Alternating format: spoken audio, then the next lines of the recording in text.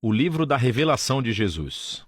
O autor desse livro, cujo nome original não é Revelações, é nomeado no começo. Foi escrito por João, que poderia se referir ao discípulo amado que escreveu o Evangelho e as cartas de João, ou poderiam ser um João diferente, um profeta judaico messiânico que viajou e ensinou na igreja primitiva.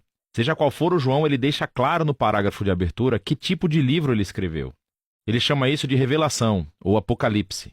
A palavra grega é apocalipsis, e se refere a um tipo de literatura muito conhecida dos leitores de João, proveniente de escrituras hebraicas e de outros textos judaicos populares. Apocalipse relata os sonhos e visões simbólicas de um profeta que revelam a perspectiva celestial de Deus sobre a história e os eventos atuais, de modo que o presente pudesse ser visto à luz do resultado final da história. E João diz que esse Apocalipse é uma profecia, o que significa que é uma palavra de Deus falada através de um profeta ao povo de Deus, geralmente para avisá-los ou confortá-los em tempos de crise. Ao chamar esse livro de profecia, João diz que é a tradição dos profetas bíblicos e leva sua mensagem ao clímax. E essa profecia apocalíptica foi enviada para pessoas reais que João conhecia. O livro começa e termina como uma carta circular que foi enviada para 7 igrejas na antiga província romana da Ásia. Agora, 7 é um número significativo para João. É um símbolo de plenitude baseado no ciclo de 7 dias sabáticos no Antigo Testamento. E João envolveu o número 7 em cada parte desse livro.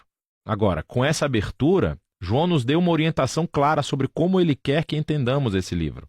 Apocalipses judaicos eram comunicados através de imagens e números simbólicos. Não é um código secreto que prevê o fim do mundo. Em vez disso, João usa constantemente esses símbolos que são extraídos do Antigo Testamento e espera que seus leitores saibam o que os símbolos significam ao procurar os textos que ele está aludindo. Além disso, o fato de ser uma carta significa que João está realmente abordando as situações dessas igrejas no primeiro século. E assim, embora esse livro tenha muito a dizer aos cristãos das gerações posteriores, o significado do livro deve primeiro ser ancorado no contexto histórico do tempo local e público de João, o que nos leva à primeira seção do livro, a mensagem de Jesus às 7 igrejas. João estava exilado na ilha de Patmos e ele teve uma visão do Jesus ressuscitado sendo exaltado como Rei do mundo. E ele estava em pé, entre 7 luzes acesas. E João disse que isso é um símbolo das 7 igrejas na Ásia Menor que foram adaptadas do livro do profeta Zacarias. E Jesus começa a abordar os problemas específicos que cada igreja enfrenta. Algumas estavam apáticas devido à riqueza e à afluência. Outras estavam se comprometendo. Seu povo ainda estava comendo refeições de rituais a outros deuses e dormindo em templos pagãos. Mas outros entre as igrejas permaneceram fiéis a Jesus e estavam sofrendo perseguição e até violência. E Jesus avisa que as coisas vão piorar. Há uma tribulação sobre as igrejas que as forçará a escolher entre o comprometimento ou a fidelidade. Na época de João, o assassinato de cristãos pelo imperador romano Nero tinha passado e a perseguição aos cristãos pelo imperador Domiciano provavelmente estavam em andamento. E assim, a tentação era negar a Jesus, seja para evitar a perseguição ou simplesmente para se juntar ao espírito da era romana.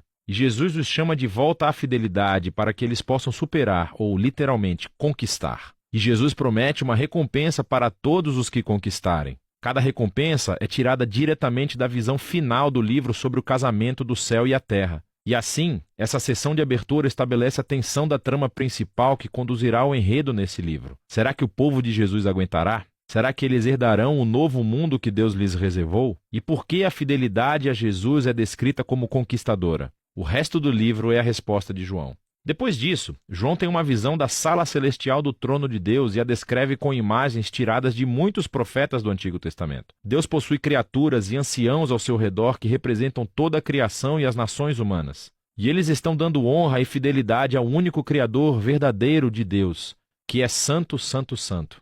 Na mão de Deus está um pergaminho fechado com 7 selos de cera. Simboliza a mensagem dos profetas do Antigo Testamento e o pergaminho selado das visões de Daniel.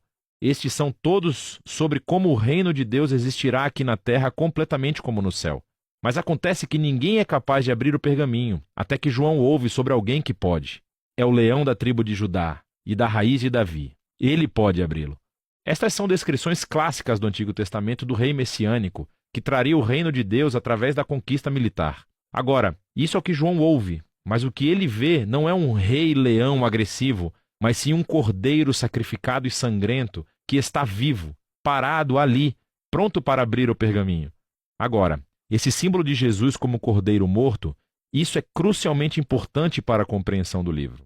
João está dizendo que a promessa do Antigo Testamento do futuro reino vitorioso de Deus foi inaugurada através do Messias crucificado. Jesus venceu os seus inimigos, morrendo por eles, como o verdadeiro Cordeiro da Páscoa, para que pudessem se redimir. Por causa da ressurreição, a morte de Jesus na cruz não foi uma derrota, mas sim a sua entronização.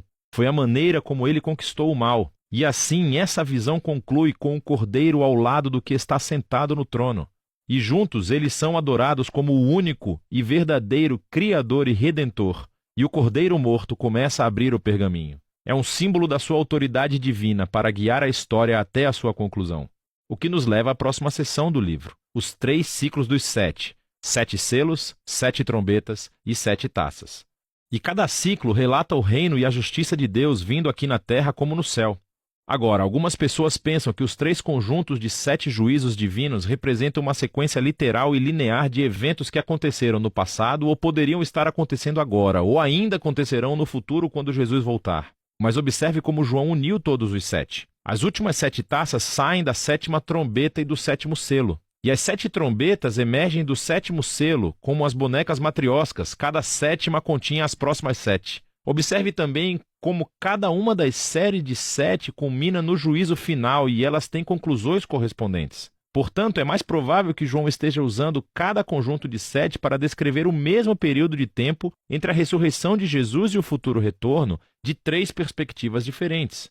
Então o Cordeiro morto começa a abrir os primeiros 4 selos do pergaminho. E João vê 4 cavaleiros. É uma imagem do livro de Zacarias, capítulo 1. E eles simbolizam os tempos de guerra, conquista, fome e morte. Em outras palavras, um dia tragicamente normal na história humana. Então, o 5º selo descreve os mártires cristãos assassinados diante do trono celestial de Deus, e o grito de seu sangue inocente sobe diante de Deus como fumaça do altar do incenso. E eles são instruídos a descansar, porque mais cristãos ainda estão para morrer. Não nos disseram o porquê, mas nos dizem que não durará para sempre. O 6º selo é a resposta final de Deus ao seu grito. Ele traz o grande dia do Senhor, que foi descrito em Isaías e em Joel. E as pessoas da terra gritam: quem é capaz de suportar? Então, de repente, João faz um intervalo para responder essa pergunta. João vê um anjo com um anel de sinete vindo para tocar uma marca de proteção nos servos de Deus que estão suportando toda essa dificuldade. E ele ouve o número daqueles que são selados, 144.000. É um censo militar como o do livro de Números, capítulo 1. Existem 12.000 de cada uma das 12 tribos de Israel. Agora, preste atenção. O número desse exército é o que João ouviu, assim como ele ouviu sobre o leão conquistador de Judá. Mas em ambos os casos, o que ele viu então foi o surpreendente cumprimento daquelas imagens militares em Jesus, o Cordeiro morto.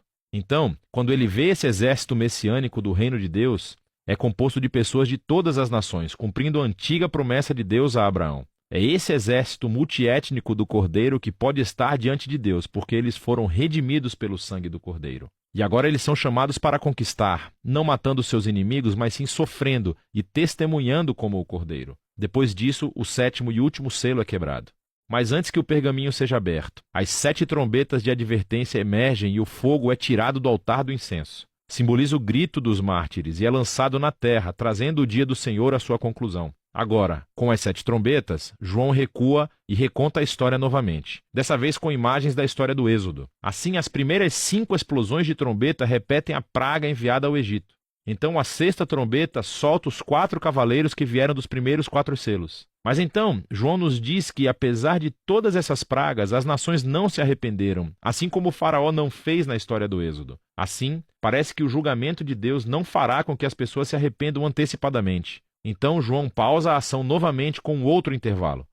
Um anjo traz o pergaminho não selado, que foi aberto pelo Cordeiro. E assim como Ezequiel, João é instruído a comer o pergaminho e depois proclamar a sua mensagem às nações. Finalmente, o pergaminho do Cordeiro está aberto e agora vamos descobrir como o reino de Deus virá aqui na terra. O conteúdo do pergaminho é escrito em 2 visões simbólicas. Primeiro, João vê o templo de Deus e os mártires junto ao altar, e é instruído a medir e separá-los. É uma imagem da proteção tirada de Zacarias, capítulo 2. Mas então, as cortes externas da cidade são excluídas e são pisoteadas pelas nações. Agora, alguns pensam que isso se refere literalmente a uma destruição de Jerusalém, que aconteceu no passado ou que acontecerá no futuro.